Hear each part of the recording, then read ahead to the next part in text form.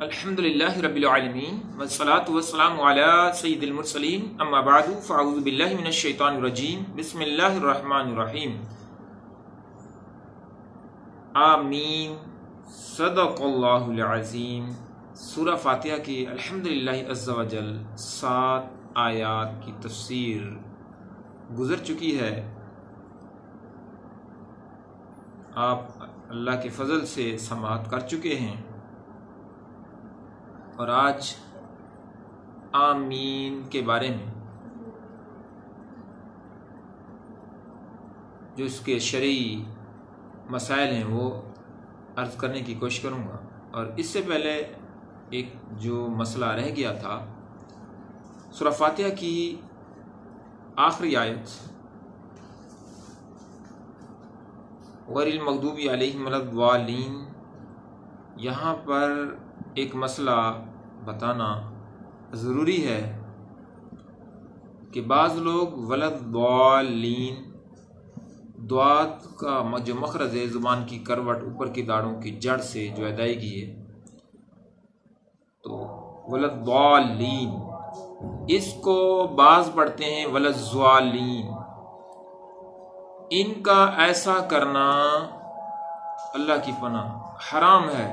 اعلیٰ حضرت امام احمد رضا خان رحمۃ اللہ تعالی علیہ فرماتے ہیں، ضاد، ظا، غیل، زا سب حروف متباینہ متغیرہ یعنی ایک دوسرے سے جدا جدا حروف ہیں۔ ان میں سے کسی کو دوسرے سے تلاوت قرآن میں قصداً بدلنا، اس کی جگہ اسے پڑھنا نماز میں ہو خواہ بیرون نماز، حرام قطعی و گناہ عظیم، افترا علی اللہ اور تحریف کتاب کریم ہے۔ اللہ اپنی پناہ میں رکھے۔ تو صحیح مخرج کے ساتھ ادا کرنا ہے۔ اردو کو غالب نہیں کرنا کہ عربی پر، کہ اردو میں تو بہت سارے ایسے حروف ہیں، جیسے ڈال پڑھ دیتے ہیں، ٹے پڑھ دیتے ہیں، چے پڑھ دیتے ہیں۔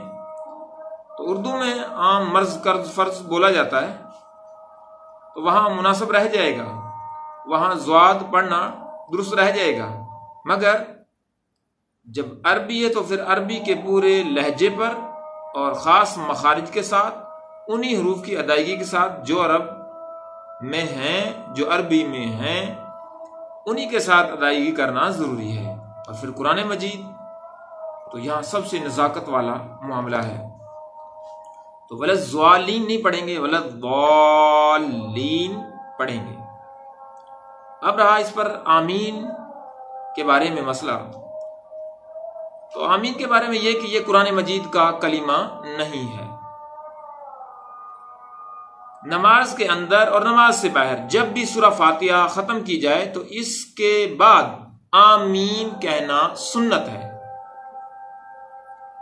اور احناف کے نزدیک نماز میں آمین بلند آواز سے نہیں بلکہ آہستہ آواز سے کہی جائے گی۔ اور اس کے لیے ایک حدیث پاک پیش کر دوں، حدیث مسلم اور حدیث بخاری۔ حضرت ابو ہریرہ رضی اللہ تعالی عنہ سے روایت ہے، نبی کریم صلی اللہ تعالی علیہ وآلہ وسلم نے ارشاد فرمایا، جب امام آمین کہے تو تم بھی آمین کہو۔ جس کی آمین فرشتوں جیسی ہوگی یا فرشتوں کے موافق ہو گئی، اس کے پچھلے گناہ بخش دیے گئے۔ سبحان اللہ۔ اور دوسری حدیث میں تھوڑی سی تبدیلی کے ساتھ کہ حضور علیہ الصلوۃ والسلام نے ارشاد فرمایا کہ جب امام غیر المغضوب علیہم ولا الضالین کہے تو تم آمین کہو، اور جس کی آمین جس کا کلام فرشتوں جیسا ہو گیا تو اللہ نے اس کے پچھلے گناہ بخش دیے۔ اس کے علاوہ بہت ساری احادیث ہیں، میں نے صرف اختصار کے ساتھ یہ ذکر کرنے کی کوشش کی ہے اور مفہوماً کوشش کی ہے۔ تو ان سے ایک نتیجہ یہ اخذ ہوا کہ آمین جب کہیں گے تو حدیث پاک سے معلوم ہوا کہ فرشتے جو محافظت والے ہیں اور جو ہمارے نامہ اعمال لکھنے والے ہیں، یہ بھی ہمارے ساتھ نماز میں شریک ہوتے ہیں اور آمین کہتے ہیں ولضالین پر، تو ان کے موافق، ان فرشتوں کے موافق ہماری بھی آمین ہوگی، ہمارا بھی کلام ہو گیا، تو پچھلے گناہ اللہ تعالی بخش دے گا۔ اب اسے تھوڑا ذہن پر زور دینا ہے کہ فرشتوں کی آواز، نامہ اعمال لکھنے والوں کی آواز، محافظت والے فرشتوں کی آواز جب ہم نہیں سنتے اونچی آواز سے، تو ہمیں جب وہ آہستہ آواز میں ان کی آواز آہستہ کہنے کی ہے تو ہماری موافق آواز ویسی ہی ہوگی نا، ہماری بھی ویسی آواز تبھی کہلائے گی جب ہم بھی آہستہ آمین کہیں گے۔ تو جب اونچی آواز سے بولیں گے تو پھر دلیل یہ بنتی ہے کہ فرشتوں جیسی جو ہماری آواز ہے وہ نہیں رہے گی، اور جو فضیلت والی بات ہے، جو بشارت والی بات ہے، پھر ہم اس تک پہنچنے سے پھر قاصر رہے نا، کہ اللہ تعالیٰ پچھلے گناہ بخش دے گا۔ تو اللہ تعالیٰ ہمیں سمجھ بوجھ عطا فرمائے۔ تو اس کے بارے میں جو احناف کا موقف ہے، جو احناف کے نزدیک مسئلہ ہے، وہ آمین آہستہ کہیں گے۔ ہاں، دوسرے اگر آمین انہوں نے جس طرح اپنی استدلال سے سمجھ لیا ہے اونچا کہنا، پھر بھی سنت احناف کے نزدیک آہستہ کہنے میں، وہ اگر سمجھتے ہیں کہ اونچا کہنے میں آمین ہے، تو بس ان کو احادیث پر غور کر کے اور دلائل کو مد نظر رکھنا چاہیے۔ ہم نے تو اختصار کے ساتھ ذکر کیا ہے، اس کے علاوہ بھی بہت سی احادیث مبارکہ ہیں، غور و خوض کیا جائے تو اللہ کے فضل سے صحیح مقصد تک اور نقطے تک پہنچ جائیں گے۔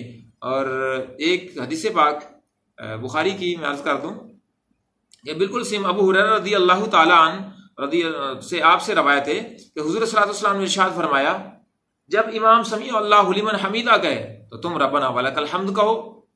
جس کا ربنا ولک الحمد فرشتوں جیسا ہو گیا، اس کے پچھلے گناہ بخش دیے گئے۔ ابھی اس میں بھی تو بشارت اور فضیلت ویسی ہی ہے۔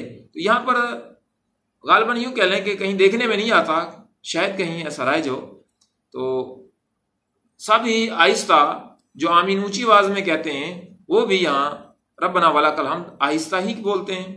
تو یہاں بھی تو وہی فضیلت ہے، بشارت ہے، تو یہاں بھی کچھ غور و خوض کیا جا سکتا ہے۔ اللہ تعالیٰ عمل کی توفیق دے، آمین بجاہ